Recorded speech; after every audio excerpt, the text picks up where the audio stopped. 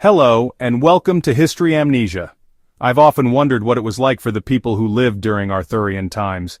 I imagine sheep herders tending their flocks and shearing their sheep, and the women spinning yarn and weaving textiles. They were probably farmers, either raising cattle or planting crops. I picture them working hard, but working together to support their families and their communities. And then when the asteroid hit, I imagine that they were devastated. Their crops would have died, then their livestock, and then themselves. When Prince Madoc left Wales, I believe that he was desperate to save his people. Then soon after, when the land was vetted by Admiral Gwenon, hope of a new home was confirmed. And just a few years later, when King Arthur II sailed with a fleet of ships from Wales to America, that hope must have been overwhelming. Imagine leaving everything you've ever known behind, probably just the clothes on your back and the things you need to survive the voyage. What would you take? I would think they would have taken their Bible. But we're talking 574 AD. Was there even such a thing in that period? Yes, there was. Typically, it would have been handwritten on papyrus or parchment and would have been copied by scribes, appointed by the bishop. The priest or presbyter of the village would have had access and been given the task of keeping it.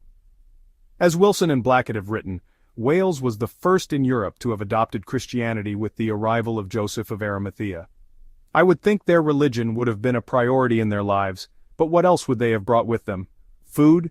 Grains, dairy, meat, and poultry were primary sources of food for the people, but they also ate fish and shellfish. They made a bread with laver, an edible seaweed. They cultivated crops and gathered nuts and even collected honey. I would imagine with Madoc and Gwenon having made the voyage twice by now, they knew exactly what to bring and how much they would need for each ship.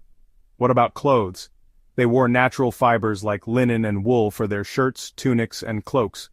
Clothing would have varied by social class, with the wealthy owning finer dyed fabrics like silk or patterned wool, while most people wore simpler, undyed wool or linen, possibly with leather or fur accessories.